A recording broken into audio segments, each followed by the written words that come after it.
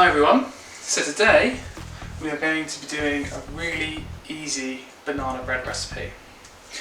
So, it just so happens I love bananas, and in Singapore, unfortunately, things seem to go out of date quite quickly.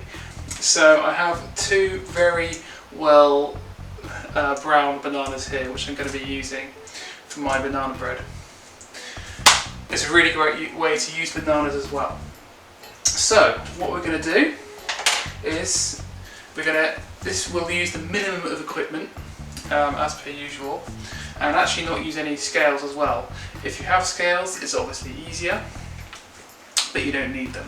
So we're going to start off with our very trusty mixing bowl here, and here we have 140 grams of sugar.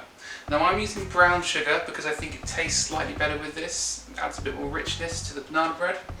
Now when I say 140 grams, that is using our very trusty bog standard mug. It's about half of one of these, or 2/3 of a cup measurement.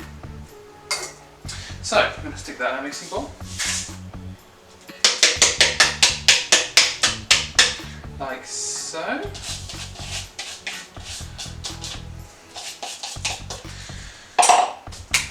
Now, the butter.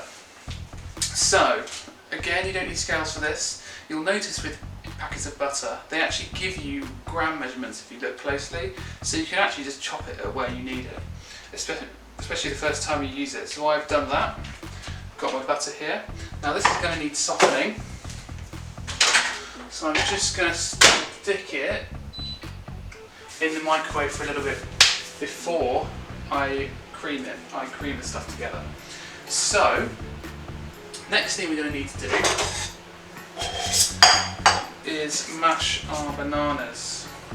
So I probably left these a little bit too long, but they're going to get mashed anyway. Wow. They are soft. All the better for banana bread, I suppose. Stick that in 8 more seconds. All the better for my banana bread. Wow. At least I don't have to mash them very much. Obviously, yours don't have to be quite so on the turn as mine are. But that's alright. We've got our mashed bananas now. Good stuff. So, then we are going to, here we are, our butter is nice and soft, so we're going to stick our butter and our sugar together in our mixing bowl. And then start to cream that.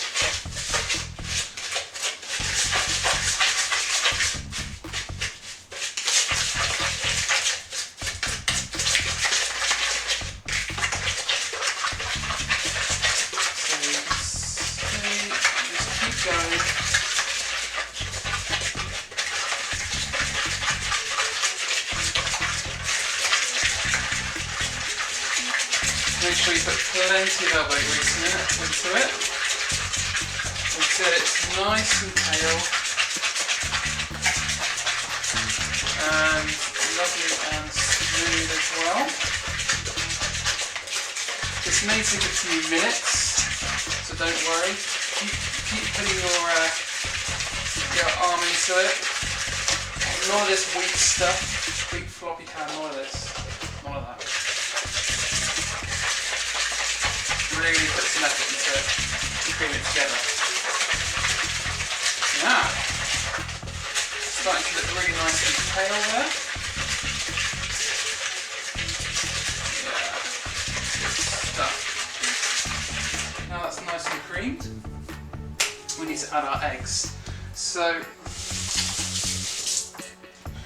what we're going to do is it's 2 large eggs.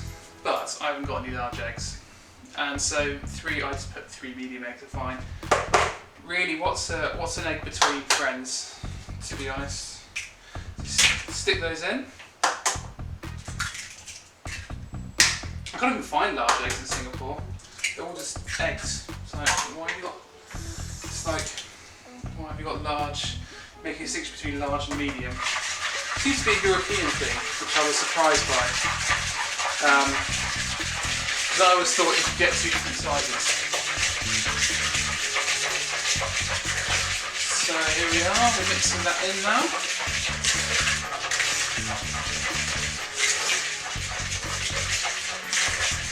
Okay.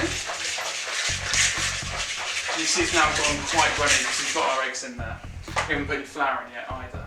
So now we just stick our bananas in, our well mashed bananas. Get those in too. Mix those around a bit as well. Make sure, at this point, make sure there are no massive lumps of banana. Make sure it's all kind of, I mean it's not too bad if there's some lumps. That's actually quite nice when you get the banana bread out and there's some lumps of little banana in there. But for the most part, make sure that it's pretty well mixed in. Here we go. Now we have our flour. Now it's 140 grams of flour, same as the sugar, and so you have the same measurements that you had before with the sugar. So you just start to incorporate that bit by bit.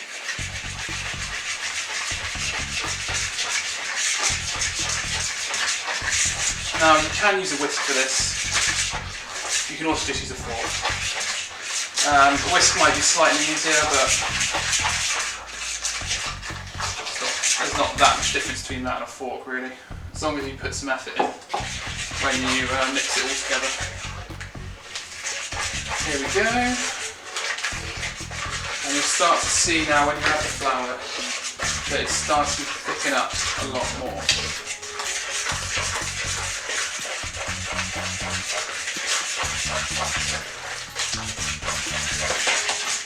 There we go. Keep incorporating the flour bit by bit until it's all mixed in, even on the sides as well. Make sure there's no flour on the sides. You've got a nice, getting a really nice batter.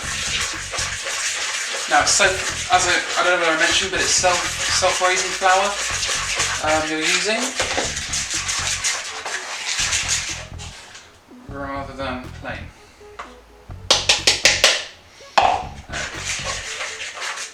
So now, just taking it off the sides, trying not to get flour everywhere, like I do every single time I make a cake.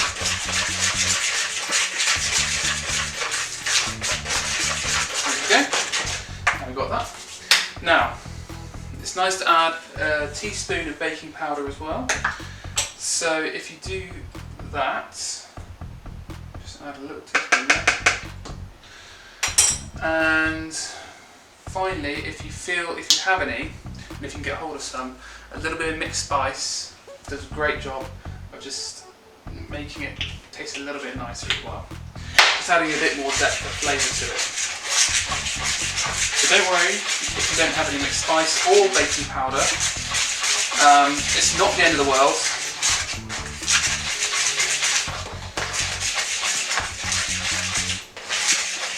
You can still make it without the mixed spice and baking powder. It just won't rise quite as much, so it might be a bit more dense. And mixed spice add well the flavour. So now we have our cake batter. That's pretty straightforward, I know. So now I don't actually have a cake tin, and you don't actually need a cake tin. As I said, this uses minimum of equipment, so actually I'm using like a small roasting tin with high sides, and this will be absolutely fine. It basically has to be metal, and that's about it. So all I'm going to do is just measure out my baking paper, not bothering with any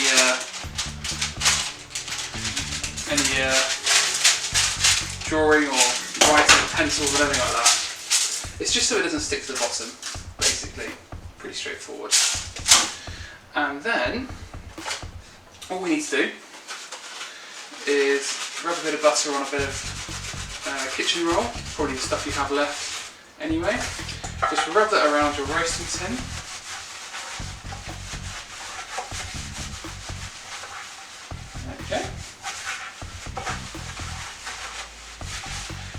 all nice and oiled up.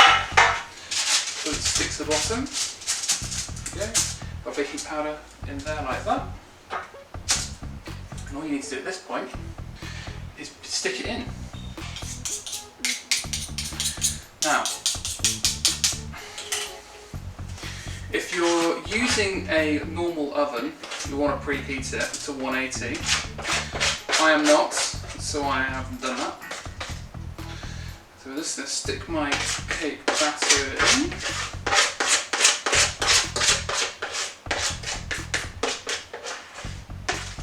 Like so. Mix it all around. Now, this pan's probably a little bit wide, so I'm going to make quite a flat cake, I think. Not that, to be honest, it makes tons of difference. So, we're just going to make it now. Make sure you get everything out. And it will also rise quite well as well. I wouldn't worry too much if it looks a bit flat. There we go. Now what we do, in our oven, 180 for 30 minutes. We'll be back to see the results in a few minutes. So, the banana bread is now finished. I'm just going to get it out of the oven, if I can open the oven. So we'll see that the roasting tin is perfectly good as a thing to hold the cake in. It's risen quite nicely and it's also a lovely golden brown colour, so that's 30 minutes.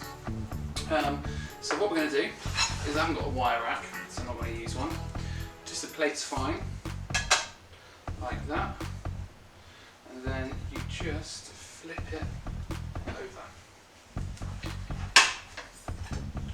And because we put baking paper on the bottom, you'll see it comes out quite nicely. Now, what you can do is just flip it like that onto your plate. Very good. Now you'll see it's quite a flat cake. That's because of what I put it in. So if you have something smaller than this, it will come out a bit higher. Anyway, so there we go. Just giving it a try now. That's actually got quite a good rise off it.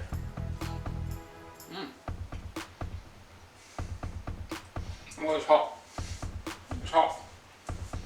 Too soon. Too soon. Too soon.